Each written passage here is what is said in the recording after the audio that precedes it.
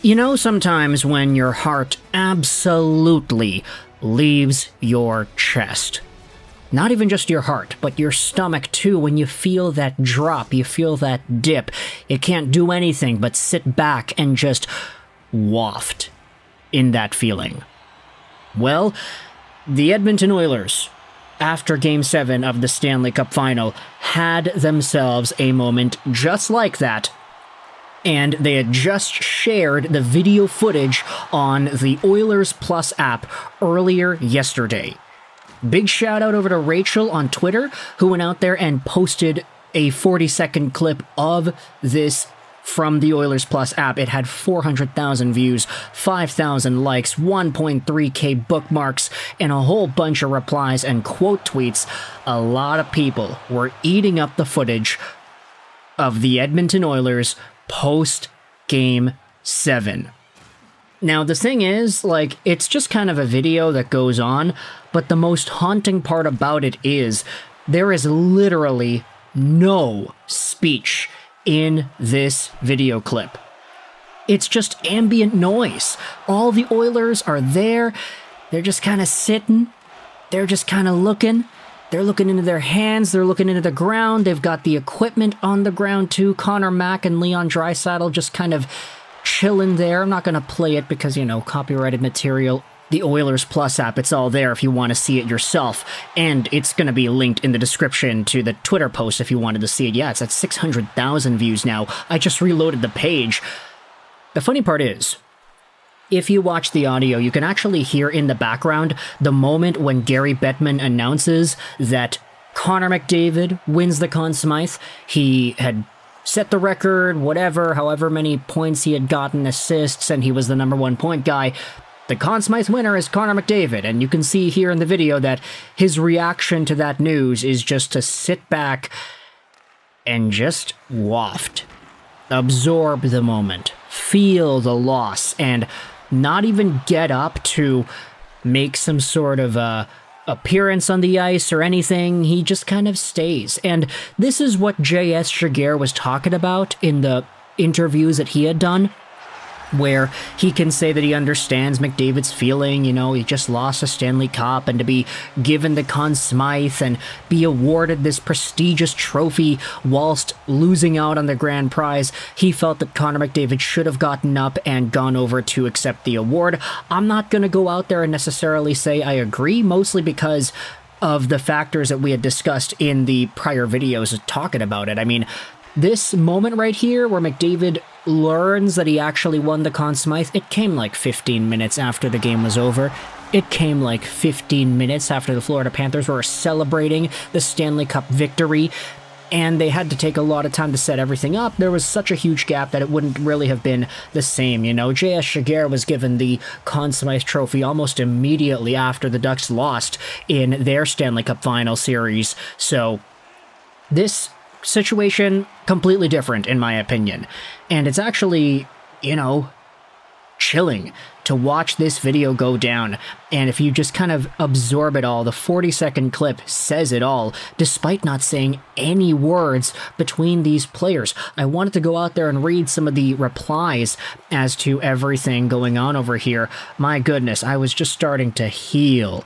Pain. People say McDavid should have accepted the trophy. Yeah, man, just go walk out of this. I thought that McDavid was in the locker room confronting and motivating his teammates, and that was why he did the unprecedented snubbing of the honored trophy. Looks like that was a lie. There was no speech and no reason to not come out. It took 41 seconds. There was just a lot more happening afterwards. Connor said something, and you can see Hyman speaking in the clip as well towards the end there. Okay, we don't want to play that. That's copyrighted material. Please, Twitter, stop with your auto-playing. But yeah, there's McDavid without the jersey on. He's kind of looking a bit sad, I will say. Scrolling down over here, a few other replies going out there and talking about it. Why are they so sad? Yeah, it's totally not because they just lost the biggest game of their entire careers. I also wanted to go over onto the R Hockey subreddit because this clip was also posted here. Some of the same stuff and the ambient noise was included, and some of the replies go into more intricate detail as to the magnitude, as to how chilling this really is. Nothing but respect for a team-produced documentary like this, releasing something this raw and emotional. It would have been just as easy for them to put this footage on the shelf and instead cut to some vague, "we're ready for next year" talking head interviews.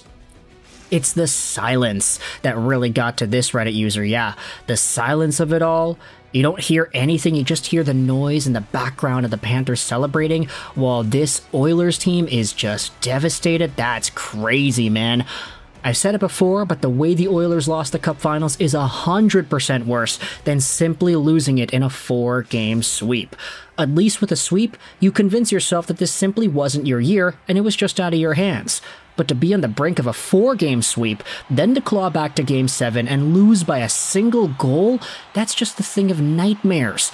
Every player on that roster will stay awake thinking about every little thing they could have done different, all the what-ifs. What if they had won that face-off? What if they had won that board battle? What if they had sauced that pass a bit better? To come so close only to lose it all because of a possible single decision is absolutely nauseating.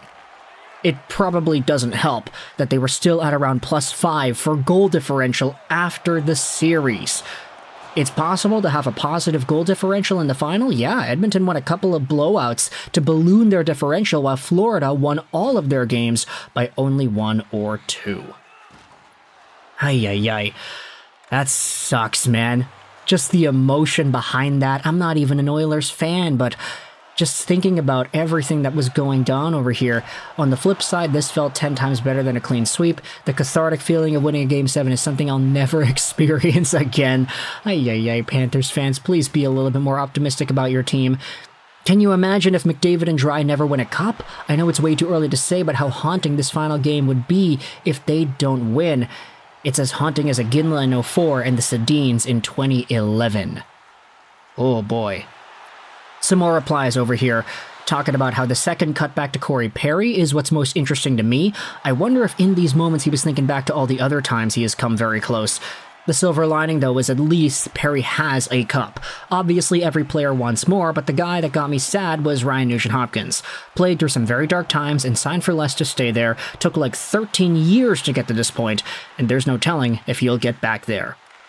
He has a cup and a 2010 gold medal. Sure, he would have liked more cups, but he's already won the 2 most sought-after hardware for a Canadian hockey player. Talking about Corey Perry, not the Ryan Nugent-Hopkins. The Nuge does not have a gold medal, nor a Stanley Cup, unfortunately. Respect for the Oilers for deciding to release this footage. Still can't believe some people got mad at McDavid for not coming out to accept the Conn Smythe. Yeah, tell that to J.S. Shiger. Okay, Shiger wasn't mad, he was just kind of disappointed. Hearing Bettman in the background is chilling. Yeah, honestly, this is some really devastating stuff for the Edmonton Oilers, and honestly, it's kind of like shocking, to say the least, to see everything be put right out there into the open, as bare bones as this video is.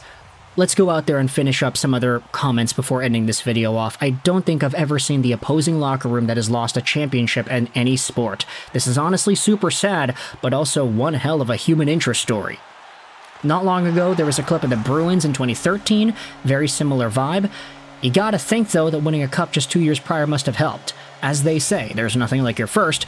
Missing out on it has got to hit different than missing out on your second. Then there are a few other things here. There's the one dude changing because he wants to get the hell out of there as soon as possible, and he looks up and sees that everyone's looking at him. Yeah, because all the equipment was on the ground for one of the guys. We don't know who it was, but you can kind of make some inferred guesses here based off of who's wearing whatever. Either way, though, let me know your thoughts in the comment section below about the Oilers releasing this absolutely shocking footage of their Game 7 defeat locker room edition. Go ahead and download the, the Oilers app? What is it? Yeah, the Oilers Plus app, because it's all there on the smartphones. Either way, though, thoughts in the comment section below about the Oilers and their Game 7 loss. I hope you enjoyed this. 9, and bye.